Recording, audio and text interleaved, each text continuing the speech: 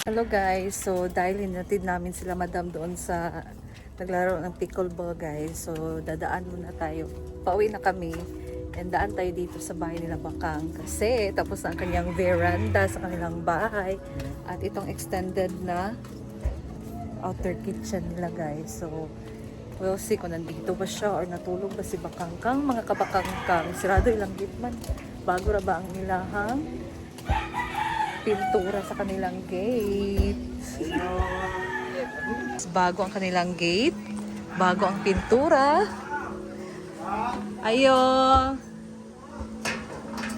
Ayan, wow. Naka-ano na talaga siya guys. Color roof. Ang ganda ng kanilang outer kitchen. Ayan. Hi Kang! Magbuntag. Mag-vlog ko ha!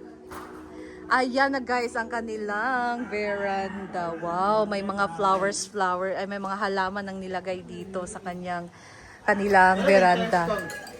Nice kayo. Pagkaon sa dato eh. I-interview ra ta karon. Chika sana ako ni diri. Gani.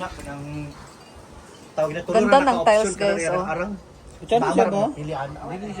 Dito sa kanilang bagong terrace kasi mahangin kasi dito guys. Kain ka muna doon Kang.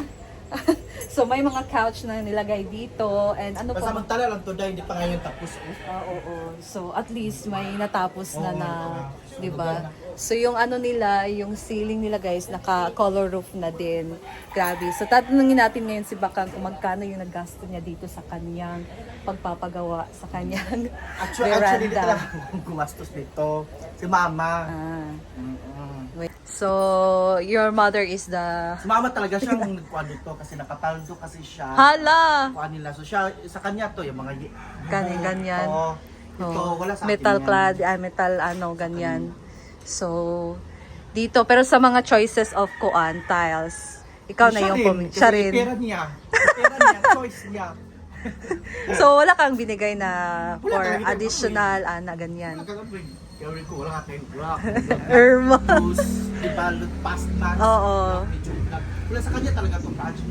Wow. So, Kasi sayang daw yung pera pag mawala. oh, di ba? Magastos. At least may Wala siya- naipundar. At least may nakikita. Oh, sino idea to na lagyan dito ng ganito, terrace? Akin, So yung idea. And then dyan sa dito, anong gagawin dito? Ano yung mga ito naman dahil ba? area dito? Outdoor kitchen. Outdoor kitchen. Outdoor kitchen, pero hindi pa rin ito tapos dahil. Oo. So ano ba bang mga ilalagay dyan? Ito, Gripo. Anong tawag dito? Ito, may mga division pa, para dyan lalagyan ang mga kaldero.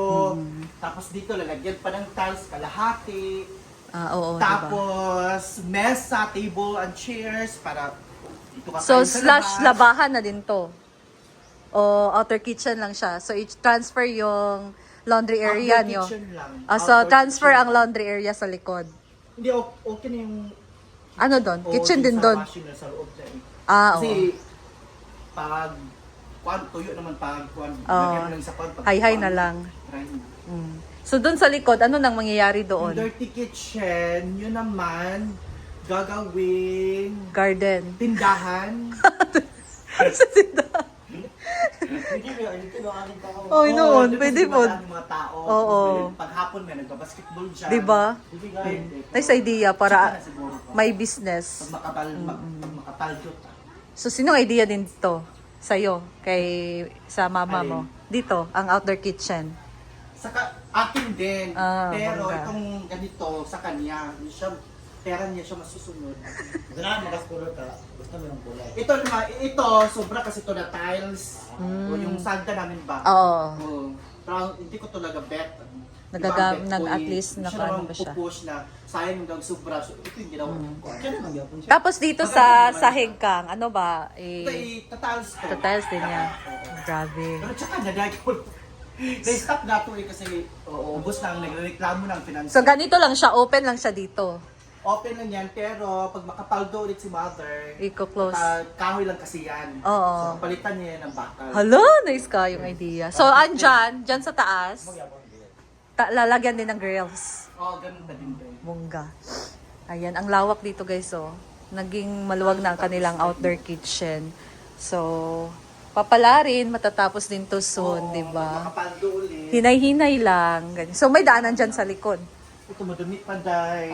So may lusutan dyan sa likod, guys. Papuntang dirty kitchen. Di ba, bongga. Grabe si Bakang, ang kanyang mga pasabog. Hindi pa talaga tapos. So magkano na yung nagasto overall? Hilang sa Pacquiao lang, umabot ng 30. Sa Pacquiao. Kasi iba ang Pacquiao nito. Iba po Hindi, ang po Pacquiao doon. is 15-15. Sa materialis. Sa materialis, hindi ko alam sa kanya. Pero asa nang buhatan nila? Sa Riverside na. Nice, Braso no? lang pakyo, no? 15-15, kaila naman ako, so may naangyo rakon. Then, sa materialis, Naka ano ba ni guys, color roof. Tapos ano na siya? Kasi tawag ani? Na mga Paano, metal paring. metal paring na. Oh. Para yung mga...